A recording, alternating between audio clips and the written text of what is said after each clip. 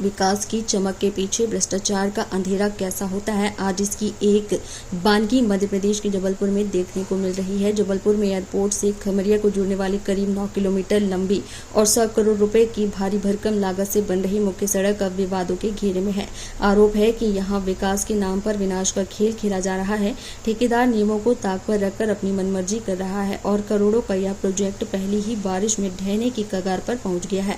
क्या है पूरा मामला, देखिए इस विशेष रिपोर्ट में।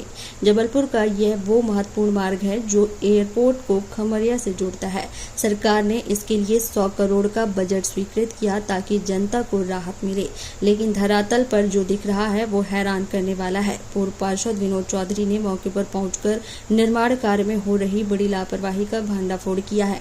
आरोप है कि ठेकेदार नियमों की धज्जियां उड़ाकर सड़क पर घटिया छुई खदान की मिट्टी डलवा रहा है। जबलपुर में मानसून दस्तक देने वाला है और आशंका जताई जा रही है कि पहली ही मूसलाधार बारिश में यह पूरी सड़क ताश के पत्तों की तरह बह जाएगी। अगर ऐसा हुआ तो स्थानीय ग्रामीण, राहगीरों, स्कूली बच्चों और मवेशियों को यहां से निकलना भी दूभर हो जाएगा। लापरवाही की हद तो देखिए।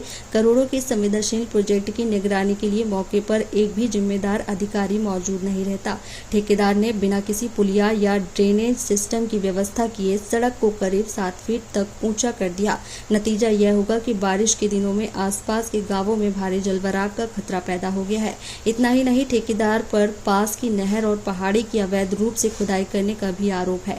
प्राकृतिक नालों को बंद कर दिया गया। नहर के बगल की जिस पहाड़ी को खोदा जा रहा है वहां से छुई खदान की मिट्टी निकाली जा रही है। सवाल यह उठता है कि क्या इसके लिए खनिज विभाग से अनुमति ली गई है, और अगर ली भी गई है तो कितनी खुदाई की जा रही है, इसका हिसाब रखने वाला कोई नहीं है। पूर्व सरपंच एवं पार्षद विनोद चौधरी का आरोप है कि यह जनता के टैक्स के पैसे की खुली बर्बादी है। 100 करोड़ की सड़क में इतनी घटिया मिट्टी का इस्तेमाल हो रहा है कि पहली बारिश में यह बह जाएगी।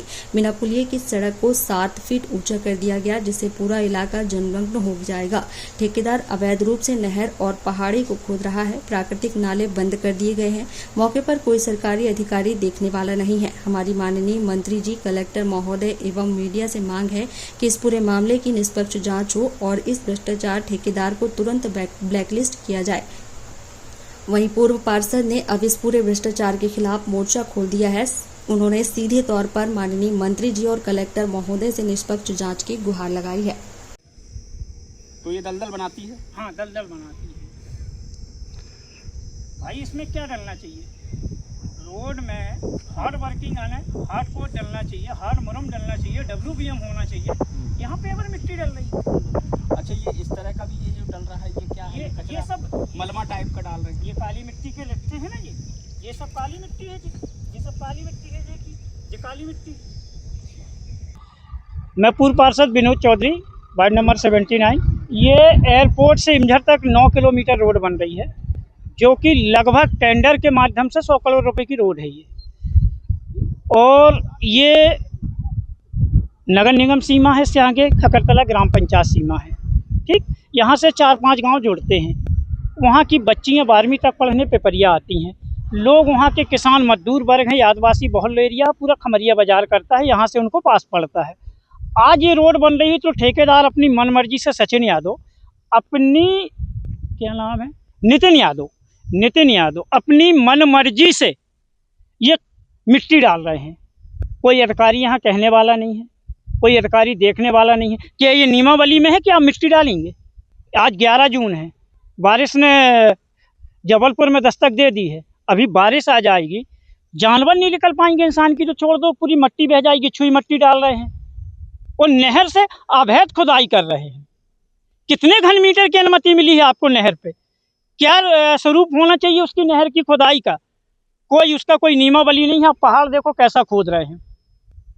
पूरे नाले बंद कर दिए इनने, यहाँ पे पूरे नाले बंद कर दिए इनने, पूरे नाले बंद कर दिए। वो पानी जो जल भराएगा, आप देखिए 7-7 फीट इनने ऊंचा कर दिया है।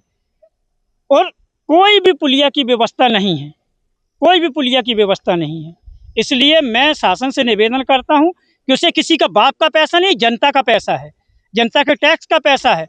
माननीय मंत्री जी से, माननीय कलेक्टर महोदय से मैं निवेदन करता हूं और मीडिया के सभी भाइयों से मैं निवेदन करता हूं कि इस चीज़ में वो उनसे सवाल करें और इस चीज़ की जांच कराएं। और इस ठेकेदार को ब्लैक लिस्ट किया जावे।